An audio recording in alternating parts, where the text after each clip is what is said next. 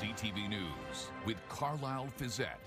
Good evening. Thanks for joining us for part one of our special year-end edition of CTV News. For the next hour, we'll be recapping the top local stories we covered this year. We begin with the high-profile sexual assault trial of 5 former World Junior hockey players. The trial lasted 8 weeks, and ultimately, Michael McLeod, Dylan Dubé, Carter Hart, Alex Formanton, and Cal Foote were each found not guilty. Here's Nick Paparella's coverage from the day they were acquitted. While handing down her 3.5-hour decision, Justice Maria Caracia wasted little time on telling the court which direction she was leaning towards. Within minutes, she said the complainant, who can only be identified by the initials EM, wasn't being entirely truthful when testifying, saying, "I did not find the evidence of EM to be reliable or credible. And therefore," she said, "the Crown cannot meet its onus on any of the counts before me."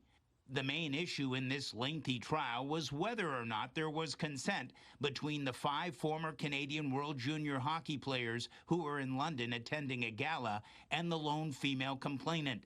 They were all in room 209 at the Delta Armories Hotel in June of 2018 after partying all night. The judge said EM was acting in a sexually forward manner. She communicated her willingness to engage in sexual activity.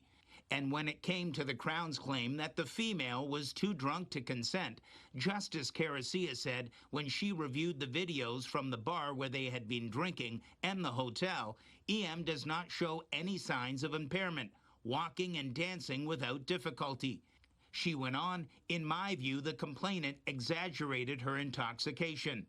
In the end, the judge found Alex Formanton, Dylan Dubé, Carter Hart, Cal Foote, and Michael McLeod all not guilty of sexual assault, with McLeod having the additional charge of being a party to the offense being dismissed. After the decision was handed down by Justice Caracia, there was a collective sigh of relief in the body of the courtroom, with the players hugging their lawyers and family members. Later, the media was told the players would not be making any public statements, but their lawyers did. Nobody in room 209 that night has emerged unscarred from this event. The criminal court process is a bruising experience for everyone, but never more than when a case as high profile incorporates such high stakes. In Alex's case, he was condemned and felt banished from society. This experience for him has been crushing. At the start of this trial, Cal Foote walked into this courthouse, an innocent man, and he walks out today exactly that. Cal never lost faith that justice would be done, despite the clamor of external pressures and agendas outside the courthouse doors. For years, public perception was shaped by a one-sided narrative from a civil lawsuit that went unchallenged, in large part because Hockey Canada settled the claim without first informing or consulting the players. This was a lengthy and complex process lasting more than 7 years.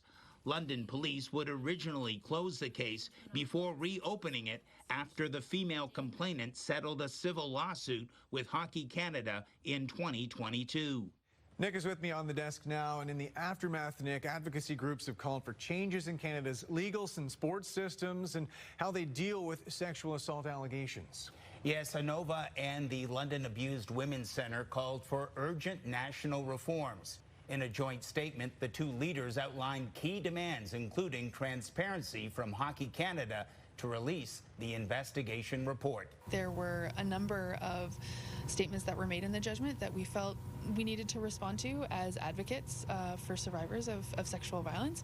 And also, we want to be part of solutions. We want to be able to give those who are in positions of power and authority some good, strong, evidence-based suggestions on how we could make the legal process safer, stronger, and more just for everybody. For Hockey Canada to release their investigation would be really important for them to do. On top of that, with the NHL being the only professional sports organization that does not have a specific policy around sexual assault or intimate partner violence, they simply just need to do that. Now, for the acquitted players, Nick, they're allowed back in the NHL now if they can find a team that wants them. Yes, goaltender Carter Hart is the only player so far signed to an NHL contract. He signed a 2-year, $4 million deal with the Vegas Golden Knights. Michael McLeod signed a 3-year contract with a Russian-based hockey team. Cal Foote and Dylan Dubé have signed with American Hockey League teams. And for now, Alex Formanton remains out of hockey. Now, Nick, you're our lead reporter when it comes to the London courthouse, of course. And earlier this year, a sentence was handed down for a murder trial from last year, the shooting death of an 18-year-old in 2021. Yes, most in attendance at court were family, friends, and loved ones of Josue Silva. He was just a happy boy. He was my baby. And all I can ask for is justice to be served. Josue deserves that. Silva was at a bush party off of Pack Road in South London in July of 2021 with about 150 other teenagers when an argument broke out between partygoers, which led to the shooting.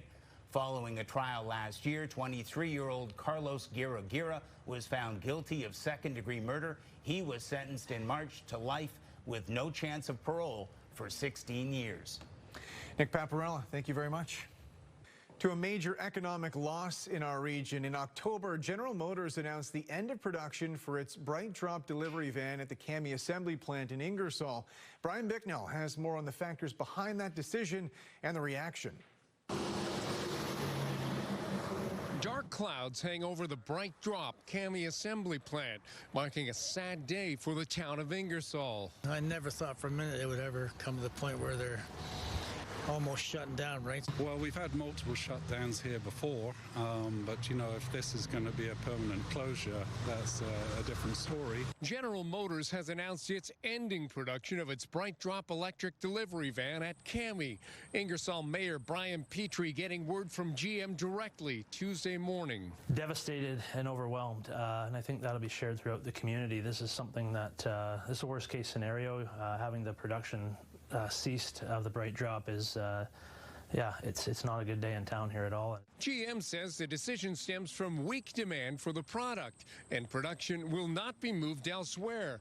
The company also cites a changing regulatory environment, including the elimination of tax credits in the United States. It's 100% political. I mean, it's two things. The sales have been slow, absolutely, but everyone's bowing to the guy in the U.S. He's trying to get all the production back in the U.S. The plant currently has about 1,100 unionized employees. Production has been suspended since May, though about 400 had been expecting to go back to work next month, with the plant operating at one shift. We got a lot of families in there, husbands, wives, partners, both everyone's in there working, and now it's been kind of pulled out from underneath their feet. Local businesses that rely on Cami workers feeling anxious. I'm going to have to pivot now, and I'm going to have to be very conscious and very sympathetic to my current customers. It cost about $2 billion to retool this plant back in 2021 to make EVs. About $500 million of that came from Canadian and Ontario taxpayers. Now, with no commitment from GM, the future of this facility is uncertain. We need jobs. This is going to decimate the town of Ingersoll, not to mention the county and just even London, Brantford, the surrounding areas. Brian's with me now for more on this. And Brian, it's been a couple months since the announcement, so what's the latest? Well, thank you, Carlyle. The future is uncertain. That much we do know. Workers at the plant learned of some options for their employment in mid-December. They could choose to leave GM, retire, or hold out until a new product is announced. The deadline for those choices is January 7th. Meanwhile, the company has stated it remains committed to Canada, but there are no signs that a new product in Ingersoll is on the horizon.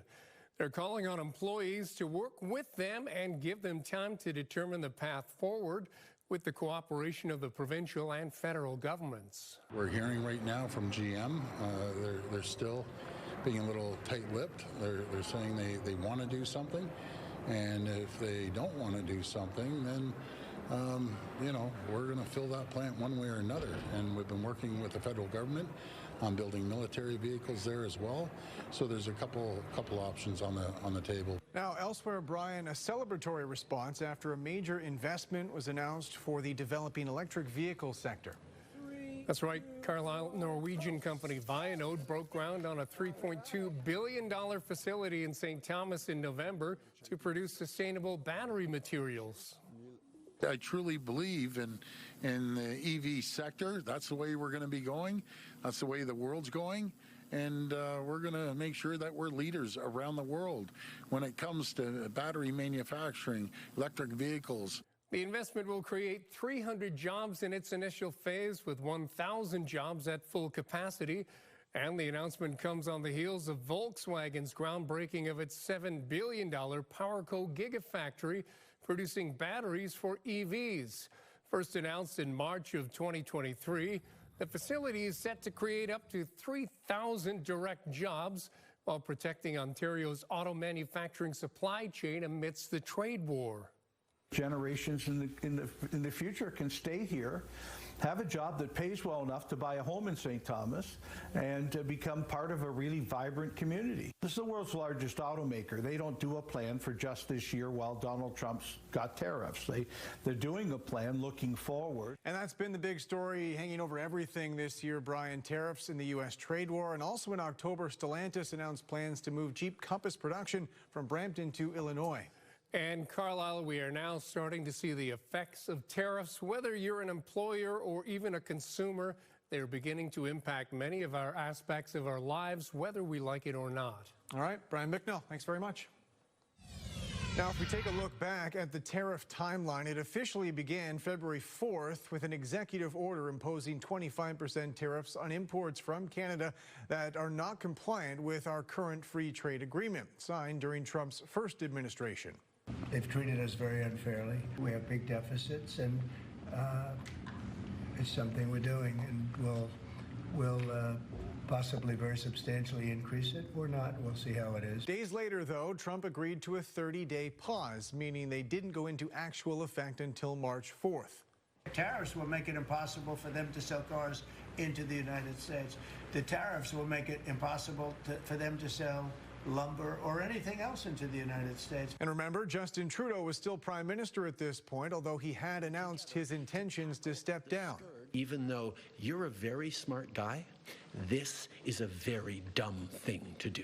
So we actually have to fold back on the one thing he has said repeatedly, that what he wants is to see a total collapse of the Canadian economy,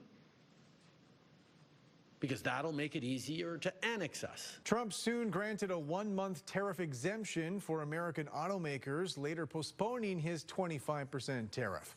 Worldwide, Trump's new steel and aluminum tariffs still went into effect March 12th. Tariffs on Canadian steel and aluminum would be entirely unjustified. Canada then imposed retaliatory measures worth nearly 30 billion Canadian dollars on non-CUSMA compliant U.S. imports beginning March 13th. On April 2nd, President Trump announced his long-promised reciprocal tariffs on nearly all of America's trading partners without unveiling additional levies on Canada. Trump's sweeping 25% tariffs on auto imports began April 3rd, starting with taxes on fully imported cars. New Canadian Prime Minister Mark Carney matched with a tariff on non-CUSMA compliant vehicles imported from the U.S. We choose our own allies in Canada. We choose how we engage those allies. We are sovereign. So I take note of the president's comment. I don't take direction from it. Trump later signed an executive order relaxing some of his auto tariffs, but relief was limited. In June, Trump's 50% tariffs on nearly all foreign steel and aluminum went into effect. We haven't really had a lot of luck with Canada. I think Canada could be one where they'll just pay tariffs, not really a negotiation. Later in the summer, Trump's heightened 35% tariff rate kicked in on a range of Canadian goods, as did a global 50% levy on imported copper. Not long after that, Prime Minister Carney announced Canada would drop many of our retaliatory tariffs to match U.S. exemptions for goods covered under the free trade agreement. He's removing his retaliatory tariffs, which I thought was nice, and we're going to have another call soon. Okay. Yeah, we had a very good call. You're getting closer towards an agreement on trade? I like them. We're matching what the United States has done, what the president has done. We have the best deal of any country with the United States right now. Then in October, Mark Carney outlined plans to double Canada's non-U.S. exports in the next decade, pointing to Trump's tariffs, saying jobs across Canada are under threat. A day later, President Trump announced he was ending all trade negotiations with Canada, an abrupt move responding to an ad on U.S. television paid for by the Ontario government. It used a speech by former President Ronald Reagan denouncing tariffs as an economic and diplomatic tool. About a week later, Premier Doug Ford said he would pull the ad so trade talks could resume. In November, the Prime Minister was questioned over his correspondence with the President and whether or not they had recently spoke. I mean, it's a detail. It's a detail. I spoke to him. I'll speak to him again when it matters. So we're busy. He's got other things to do, and we'll re-engage when it's appropriate. Then later that month, Carney offered an economic lifeline for the domestic steel industry. We must protect our workers and our industries who are most exposed to U.S. tariffs. As things stand, some of the most impactful tariffs remain on the auto sector, with a global 25% levy on automobiles and light trucks, as well as a 25% tariff on non-CUSMA compliant auto parts. I've secured a record-breaking $18 trillion of investment into the United States, which means jobs, wage increases, growth, factory openings, and far greater national security. Much of this success has been accomplished by tariffs. Now, for more on this, I'm joined by Flavio Volpe, president of the Automotive Parts Manufacturers Association. Thanks for being with us, Flavio. And I want to start with basically a State of the Union. How are things for you in your line of work right now? What is keeping you up at night as we turn the calendar to 2026? Well, as you know, 2025 was the year of questions that we didn't know that we needed to answer. And a lot of us were just trying to survive through that. 2026 is a focus on the USMCA renewal and whether we can get back to a place where we can get cars to get through to the U.S. market tariff-free like we have with parts. Well, we're also going to be looking very closely at places like Ingersoll. Can we get another product from General Motors in there? Are we going to be able to have a sustainable group of products in the plant at Brampton that closed for Stellantis? And are the Americans going to relent? We heard the USTR, Jameson Greer, say that he thought that the USMCA actually does work for all three countries, and we want some tweaks. Well, we're going to have a keen eye on whether those tweaks include suppliers, tool makers, raw materials out of the southwest of Ontario. Last thing I want to ask you about is just maybe your message for the average Canadian who is watching this interview and, you know, in their day-to-day impact, maybe they aren't seeing the sort of same urgency that, you know, you're having these conversations day-to-day about the impact of tariffs and this trade war. What should Canadians know in your mind as we go into a new year, year 2 of 4 under President Trump's administration? Strong, healthy, competitive economies around the world make complex a product. And so advanced manufacturing is at the core of it. The reason why we're very concerned on it is not just because we're in the business, but we take all of the technology applications in the world in terms of product and service, hardware and software. There is no bigger nexus, no more expensive, no more valuable product than the vehicles that we all need to live our lives around the world.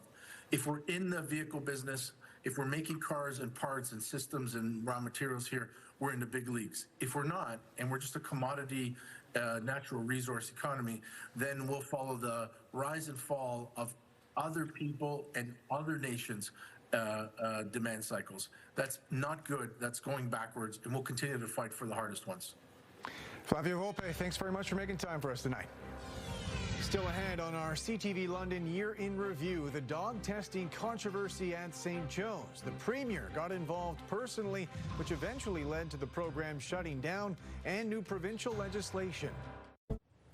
Welcome back to our CTV London Year in Review, and we covered our fair share of heartbreak in 2025. In June, a father drowned at Port Burwell Provincial Park trying to save his daughter from the water.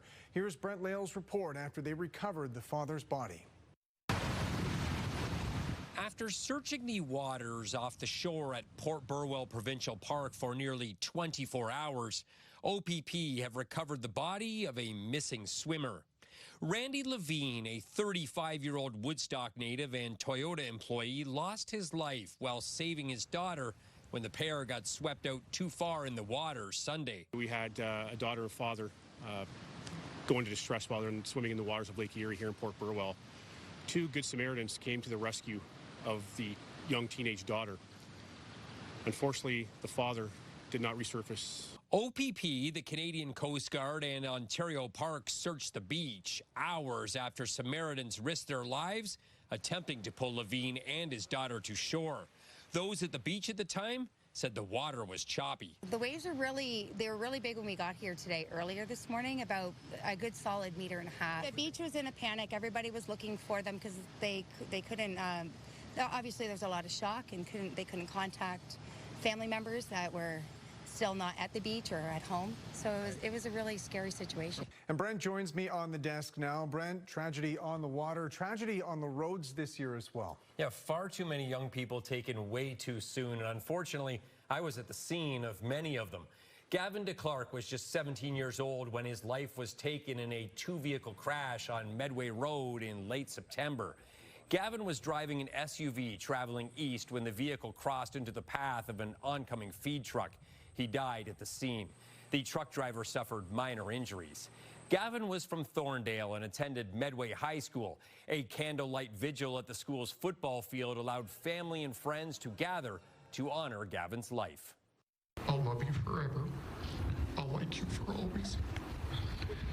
As long as I'm living, my baby you'll be. I hope he knows how much I loved him. We looked up at the stars last night, found the brightest star, and we were like, yep, that's Gavin. And 17-year-old Hadley Dennison was killed after a sedan she was riding in collided with a grain truck just east of St. Thomas in mid-November. She fought in hospital for a few days before the aftermath of the crash took her life. Her story brought the community together, and at a vigil celebrating her life, Hadley's influence on others was on display. Dozens of her mother's co-workers from LHSC took the stage to speak about Hadley's decision to become an organ donor. When it became clear what Hadley's final gift would be, Heather's healthcare family prepared for a hero's walk, a moment to honor Hadley's life and the lives she was about to save. Anything ever happens to me, I want someone else to have the opportunity to have life. This reveals her heart, which was shaped by compassion, by generosity and grace. A beautiful soul full of life and sheer determination to keep on moving through any situation. She will always remain my guiding light in times of trouble. And 4 students and a teacher from Walkerton were killed in late May. They were on their way home from a softball tournament in Dorchester when the SUV they were in collided with a transport truck just north of London. Earlier this month, OPP revealed no charges would be laid. With more, here's Scott Miller. For the past 3 nights, Lynn Bernard has been putting a vase of flowers and a pair of sneakers out on her front porch. It's a small token to show the friends and families of the 5 victims of Friday's fatal car crash that their community cares. It's all we can do right now, and hopefully it brings some comfort in the days and the weeks to come. Bernard isn't alone. Hundreds of people across Walkerton, Bruce County, and really across the country have been leaving a light on, putting sneakers and maybe a bat out on their steps for the 4 members of a Walkerton girls softball team and their coach that were killed last Friday in a car crash near London. They were heading home to Walkerton after capturing 2nd place at a school softball tournament in Dorchester. Walkerton and area has truly rallied behind the students and families affected by this tragedy. A fundraising campaign to help the families with the unexpected funeral costs and other unforeseen costs has already raised over $110,000 in just 2 days. Walkerton businesswoman Cassandra Cassidy has launched a separate fundraiser to fund academic and athletic scholarships called the Riverhawks Memorial Scholarship in honor of the 4 students, Olivia Rourke, Cadence Ford, Danica Baker, Rowan McLeod, and their coach, Matt Eckert. In a small community, everybody rallies around everybody and tries to do everything that they can to make the situation better. There's no way you can make the situation better, but what you can do is spread that kindness out to others. Scott's with me now for more on this. And Scott, not long after that incident, a similar tragedy near Hanover where 3 teenagers were killed in a crash there. Yeah, heartbreaking for sure, Carlyle. 17-year-old Damon Davis, 16-year-old Tyson Varley, and 16-year-old Haley Keffer, all students at John Diefenbaker Senior School in Hanover, died. They were all ejected from a vehicle that police say rolled several times after leaving a rural side road between Hanover and Durham. 17-year-old Landon Priest-Hillier, he was also involved. He survived. Now, Scott, we've also got a substantial update to a manslaughter case in Owen Sound. Yeah, absolutely. 3 Scottish men accused in the death of restaurant owner more than 2 years ago made their first court appearance in mid-December. 25-year-old Robert Evans is charged with manslaughter for allegedly punching Sharif Rahman outside of the Curry House in Owen Sound on August 17th in 2023 following a dispute over an unpaid dinner bill. Now, Rahman would die a week later from his injuries. It would take nearly a year, though, in July of 2024 before police located and charged Evans in his native Scotland with Rahman's death. Evans' father, Robert, and his uncle, Barry, have also been arrested and charged with accessory after the fact for allegedly helping Evans flee Canada less than a week after Rahman was fatally punched outside of his restaurant. The trio, all from Scotland, consented to be extradited to Canada in October of 2025. Now, the 3 men made brief court appearances in Owen Sound in mid-December, saying very little as they were formally charged and remanded back into custody. And Scott, there's a new sign at one of Midwestern Ontario's most popular beaches, but this is much more than just an aesthetic change. Oh, yes, it is. Yeah, visitors to Sauble Beach did a double take when the iconic sign that greets tourists, which used to say Sauble Beach, changed on the eve of Canada Day. Members of the Saugeen First Nation changed the sign at the end of the Sauble Beach's main street from Welcome to Sauble Beach to Welcome to Saugeen Beach. Now, following a nearly 30-year court battle, the Saugeen First Nation had ownership of nearly 2.5 kilometers of Sauble Beach's valuable sand returned to them in April 2023. Following multiple appeals by the previous owners, the town of South Bruce Peninsula, the decision to return ownership of Sauble sand to the Saugeen First Nation was upheld in December of 2024. A change to Sauble's sign was supposed to happen earlier this summer, but it was decided to hold off until the eve of Canada Day for symbolic reasons. The move was met with both cheers and jeers locally, but Saugeen leaders say the sign is here to stay. All right, Scott Miller, thanks for making the trip down and being with us tonight. Yeah, my pleasure. Thank you. Coming up on our CTV year-end special, London's year in crime, homicides, and gun violence. We look at the top cases for London and regional police in 2025. Welcome back to our CTV London Year in Review. The city's first homicide of the year came just a week into January. 64-year-old Phi Puth was killed inside her home on Chippewa Drive on January 7th. Neighbors say 4 people lived in the house: Puth, her daughter, Puth's son-in-law, and her grandson. Police charged 48-year-old Lee Couturier with second-degree murder, whose next court appearance is scheduled for the spring. London police charged 2 teenage boys with second-degree murder this summer. They say the 27-year-old victim was found dead on Breton Park Crescent in August after multiple 911 calls reported people fighting with weapons.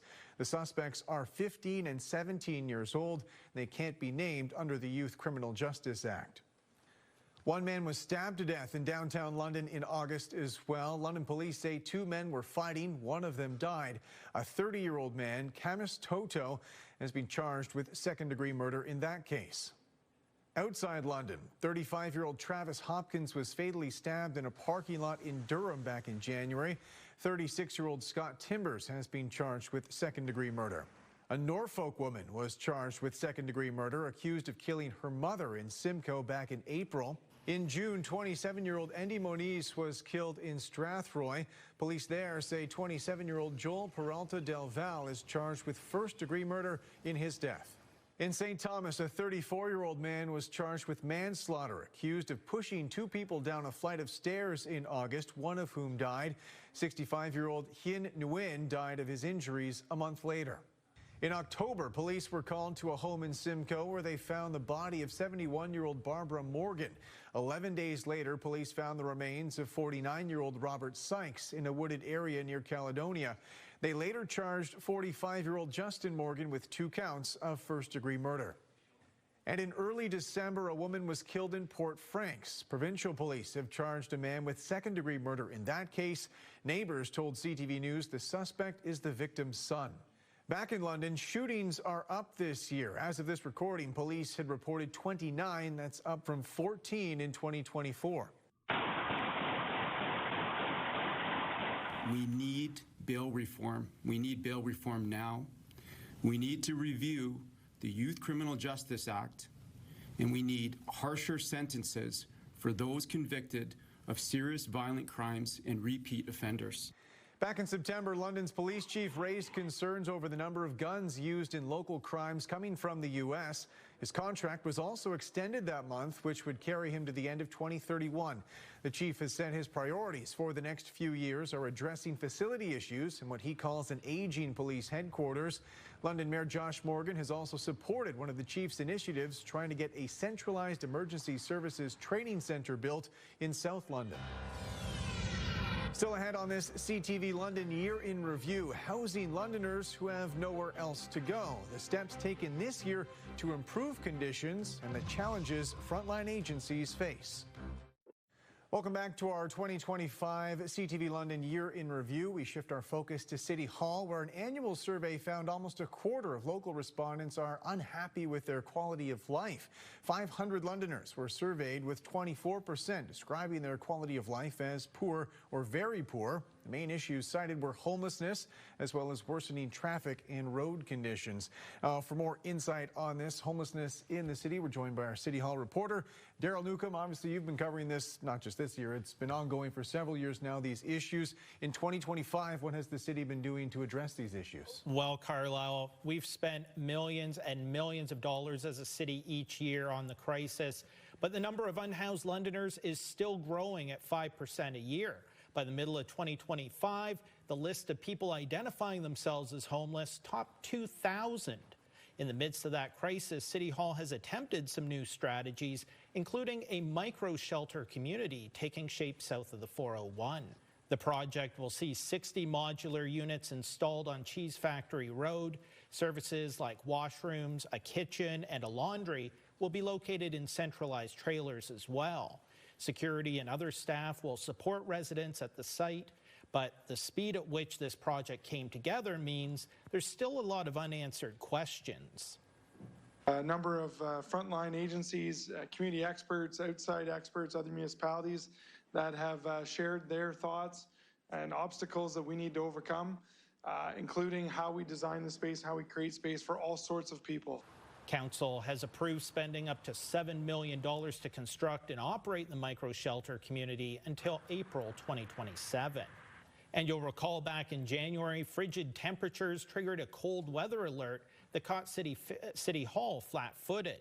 So this winter, there's a formalized plan to expand the number of indoor shelter spaces when temperatures turn deadly.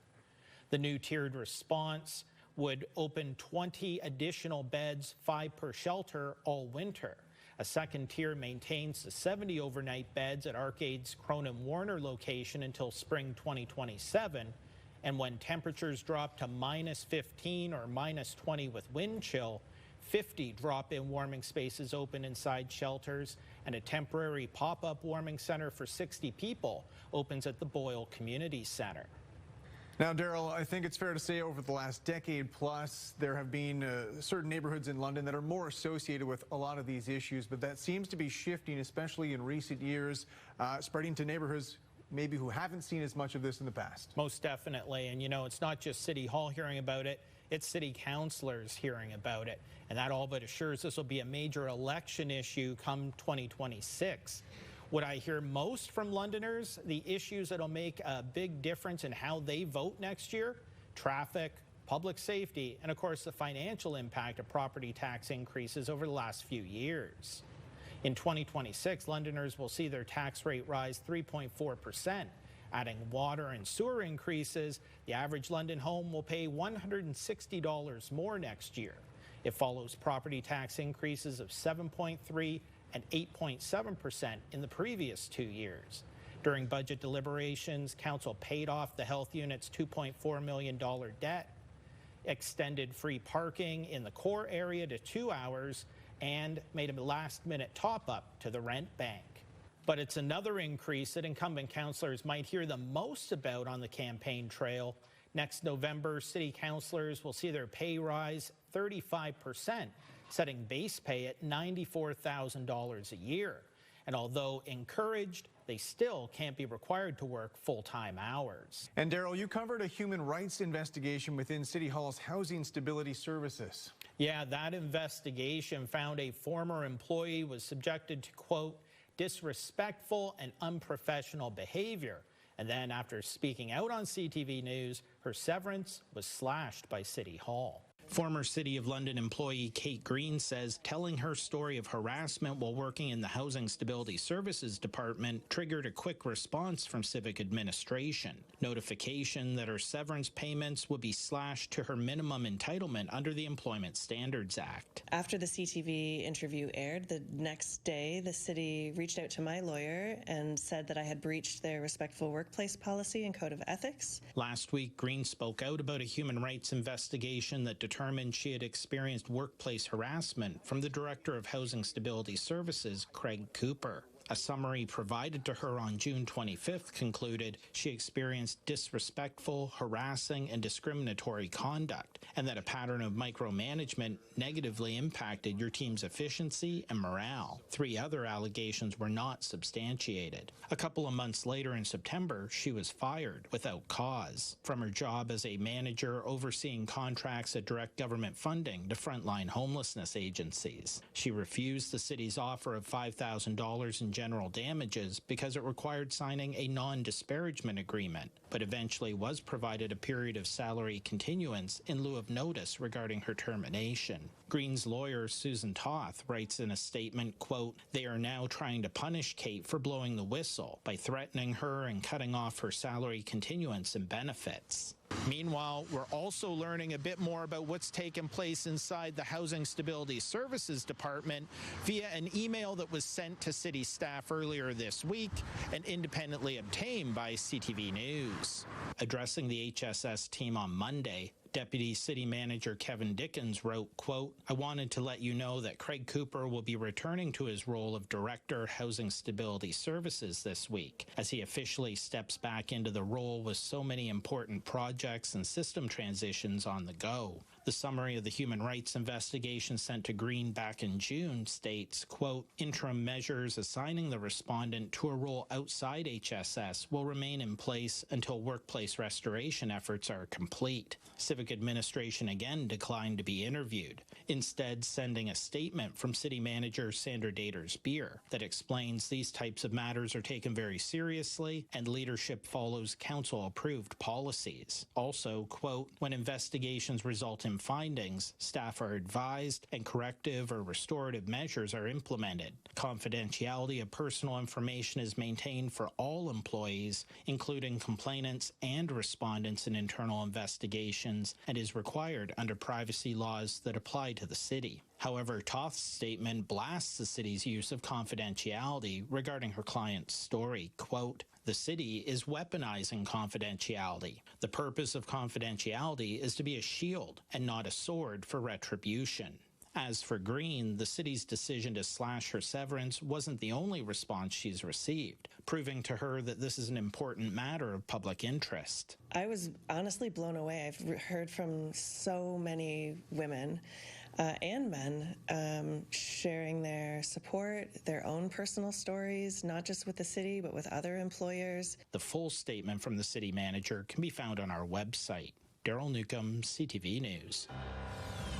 Still to come, a financial reckoning for LHSC, the hospital's first full year under provincial supervision, and the major legal action launched against former officials. Welcome back to our year in review. St. Joseph's Healthcare was embroiled in controversy this summer after reports emerged of researchers deliberately inducing traumatic and painful experiences on dogs. The premier eventually got involved personally, and a senior executive at the Lawson Research Institute later stepped down. Rita Ismail reports. The fallout continues at Lawson Research Institute at St. Joseph's Healthcare after whistleblowers raised concerns about dog testing at the facility. What we found based on their information was dogs who were being induced with up to 3-hour heart attacks and then used in medical imaging studies and used in the same MRI machines that human patients at St. Joseph's were used in. CTV News has learned the Institute's top research executive has quietly stepped down. In an internal email obtained by CTV News, Lawson confirms that Dr. Lisa Porter, the Vice President of Research and Scientific Director, is no longer with the organization. The move comes just over a week after the Institute announced it would end research involving dogs. Western Animal Care Committee Committee, which is mandated by the Canadian Council on Animal Care to oversee animal testing for research, says it is a rigorous process that involves many people. We have animal care workers, we have facility managers, and we have also members of the public. Because the focus of the ACC is to make sure that the research being done is done with ethical oversight.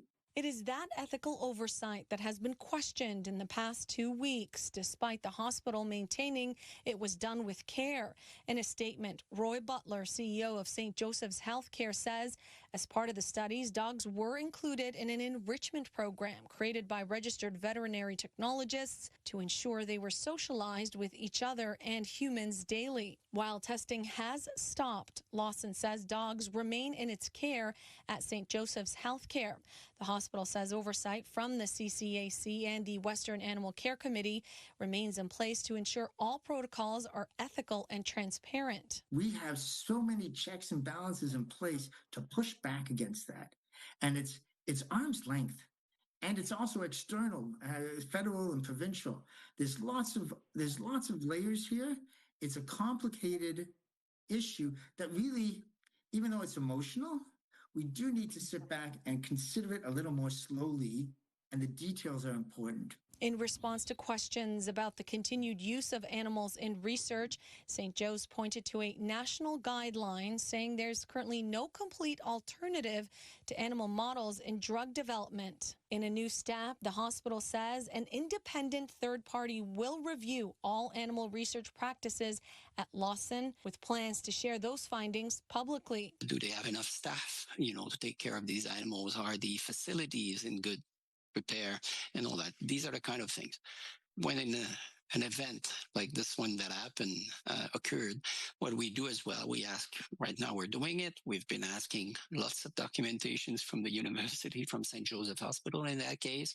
They sent it to us, so we'll make sure, we'll look into that everything was in compliance. For now, there's no word on whether Lisa Porter's departure is directly connected to the whistleblower complaints, but the hospital says it's committed to restoring public trust, and that includes accountability. Rita joins me on the desk now for more on this. Rita, what do we know about the fate of these dogs after this all broke? Yeah, well, Carlyle, following public and political outcry, St. Joe's ended the heart research studies involving dogs this past August. Now, the ownership of the dogs was transferred to Western University's Animal Care Committee, ACC, after the research concluded. The ACC then arranged for the transfer of the 8 surviving dogs to a specialized but unnamed rehoming organization. 6 of those dogs were transferred initially, followed shortly by the remaining 2 dogs. We also learned London Health Science Centre launched a legal action this year, filing multiple lawsuits. What were those about? Yeah, this was a big story, Carlyle. LHSC sued former employees and contractors over an alleged fraudulent scheme. When I became and was made aware of some of the concerning information, that's when I engaged the London Police Service to investigate.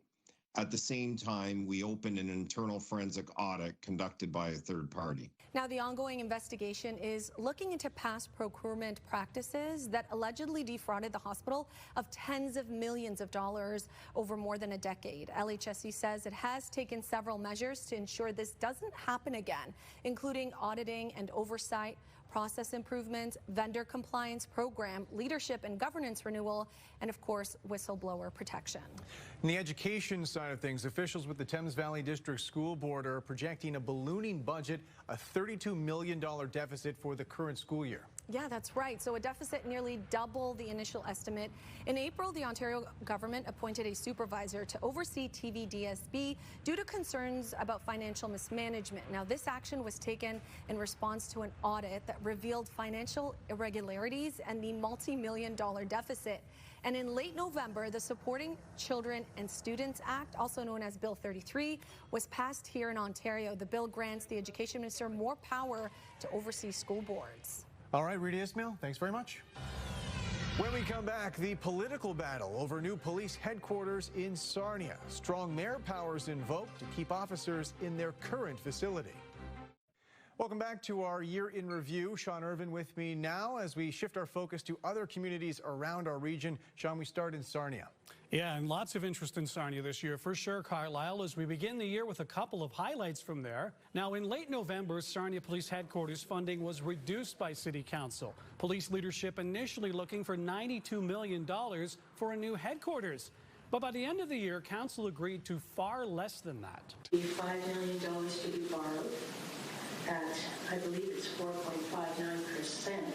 Now, if it holds, the money committed will give the police service the opportunity to continue to explore building on a city-owned property on the east side of town. And for the first time ever, a Sarnia city councillor was banned from attending council meetings in person. Bill Dennis was told to stay away from the facility back in January following a third-party investigation which determined he violated the city's workplace harassment policies over his conduct towards staff and fellow councillors. Dennis had argued he should have had the right to attend. You destroyed this city, and it's a disgrace. The people of Sarnia have left you in office for 40 years. This is a budget disgrace. It's a budget meeting. You're goddamn right it is. We also had two elections this year, Sean. Provincially, Doug Ford and the Progressive Conservatives returning to Queen's Park with another majority. Certainly was quite a year politically, wasn't it, Carlyle? As Ontarians voted in a snap election in February, and the winner of the 8 ridings in the London region went unchanged. Then the federal election saw Mark Carney elected as Prime Minister, taking over for Justin Trudeau. In that race, though, there were some local changes. Indeed, after that busy 5-week campaign, thousands of Londoners cast their votes in April, most ridings staying the same, but there were 2 significant changes. Lindsay Matheson of the NDP lost her seat in London Fanshawe to the Conservative candidate, and Andrew Lawton was elected to the new riding of Elgin St. Thomas, London South. And as we heard from Daryl earlier in the broadcast, we've got another election coming up next year. It'll be a municipal vote. Sean, thanks very much. No problem, Carlyle. And that's it for part 1 of our special CTV News Year in Review. We'll be back New Year's Eve with more of the stories that resonated the most with our reporters and, of course, our viewers. Thanks for watching. We hope you're enjoying a safe and happy holiday. For all of us at CTV News London, I'm Carlyle Fiset. Have a good night.